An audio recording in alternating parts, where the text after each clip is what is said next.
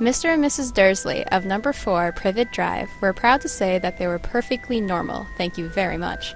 They were the last people you'd expect to be involved in anything strange or mysterious, because they just didn't hold with such nonsense.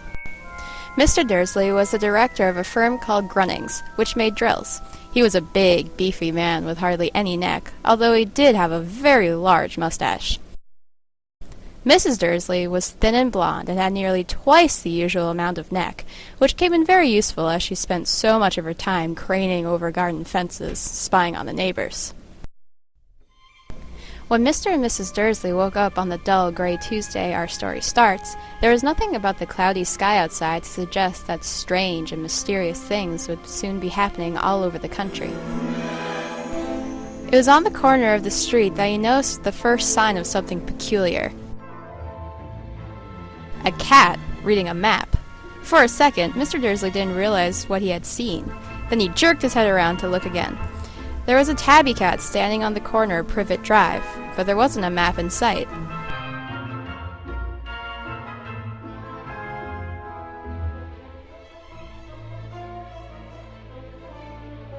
But on the edge of town, drills were driven out of his mind by something else.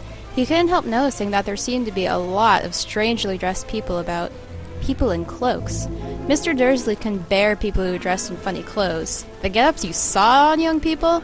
He supposed this was some stupid new fashion. Mr. Dursley was enraged to see that a couple of them weren't young at all. Why, that man had to be older than he was, and wearing an emerald green cloak? The nerve of him! But then it struck Mr. Dursley that this was probably some silly stunt. These people were obviously collecting for something. Yes, that would be it. Mr. Dursley always sat with his back to the window in his office on the 9th floor. If he hadn't, he might have found it harder to concentrate on drills that morning. He was in a very good mood until lunchtime, when he thought he'd stretch his legs and walk across the road to buy himself a bun from the bakery. He'd forgotten all about the people in cloaks until he passed a group of them next to the bakers. Yes, the Potters. That's right. That's what I heard. Yes, their son, Harry. He found it a lot harder to concentrate on drills that afternoon, and when he left the building at 5 o'clock, he was still so worried that he walked straight into someone. "Sorry," he grunted. "Don't be sorry, my dear sir, for nothing could upset me today. Rejoice, for you know who has gone at last. Even muggles like yourself should be celebrating this happy, happy day." He was rattled. He'd hurried to his car and set off for home, hoping he was imagining things, which he had never hoped before, because he didn't approve of imagination. As he pulled into the driveway of number 4, the first thing he saw, and it did not improve his mood, was the tabby cat he'd spotted that morning. It was still sitting in front of his garden wall. Mrs. Dursley had had a nice, normal day. Mr. Dursley tried to act normally. He went into the living room in time to catch the last report on the evening news. And finally, bird watchers everywhere have reported that the nation's owls have been behaving very unusual today. Although owls normally hunt at night and are hardly ever seen in daylight, there have been hundreds of sightings of these birds flying in every direction since sunrise. Petunia, dear, you haven't heard from your sister lately, have you? No, why? Funny stuff on the news. Owls, shooting stars, and there were a lot of funny-looking people in town today. So?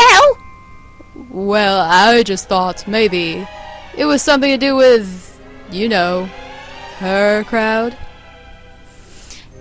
Their son, he'd be about Dudley's age now, wouldn't he? I suppose so.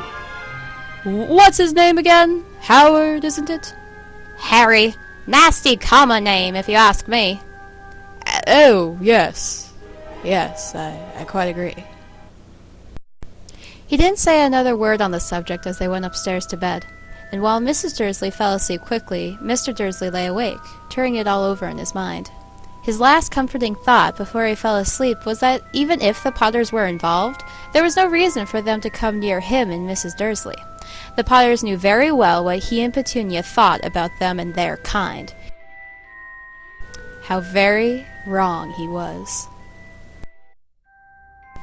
Dumbledore.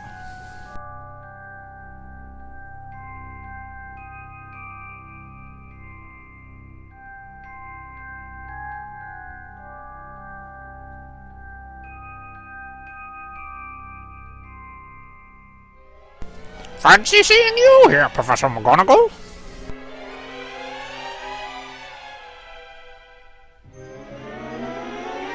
How did you know it was me? My dear Professor, I have never seen a cat sit so stiffly. You'd be stiff too if you'd been sitting on a brick wall all day. All day? When you could have been celebrating? I must have passed a dozen feasts and parties on my way here. Oh yes, everyone's celebrating all right. You'd think they'd be a bit more careful, but no. Even the muggles have noticed something's going on. You can't blame them. We've had precious little to celebrate for 11 years. I knew that, but that's no reason to lose our heads. I suppose he really has gone, Dumbledore. It certainly seems so. We have much to be thankful for. Would you care for a lemon drop? Oh, what? A lemon drop. They're a kind of muggle sweet I'm rather fond of. No, thank you.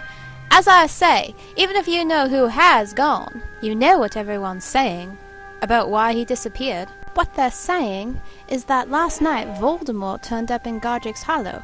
He went to find the Potters. The rumor is that Lily and James Potter are... that they're dead. Lily and James! I can't believe it. I don't want to believe it. Oh, Albus. I know.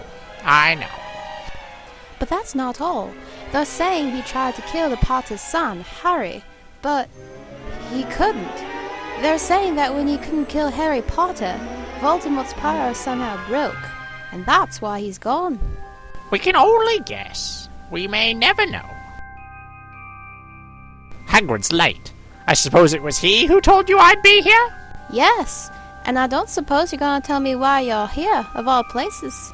I've come to bring Harry to his aunt and uncle. They're the only family he has left now. You don't mean... You can't mean the people who live here. Dumbledore, you can't. I've been watching them all day. You can find 2 people who are less like us. It's the best place for him. His aunt and uncle will be able to explain everything to him when he's older. I've written them a letter. How is the boy getting here, Dumbledore? Hagrid's bringing him. You think it wise to trust Hagrid with something as important as this? I will trust Hagrid with my life!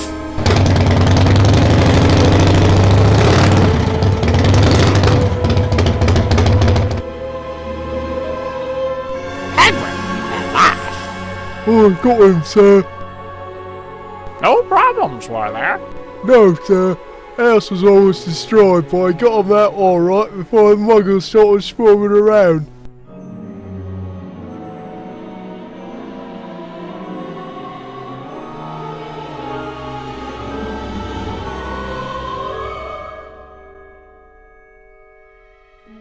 Is that where... Yes, he'll have that scar forever.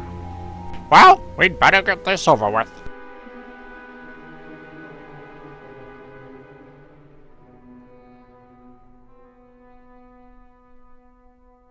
Well, that's that. We've no business staying here.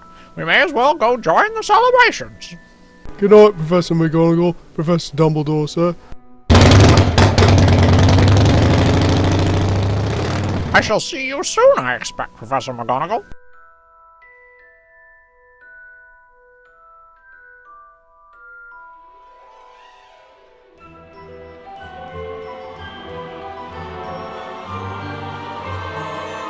Good luck, Harry.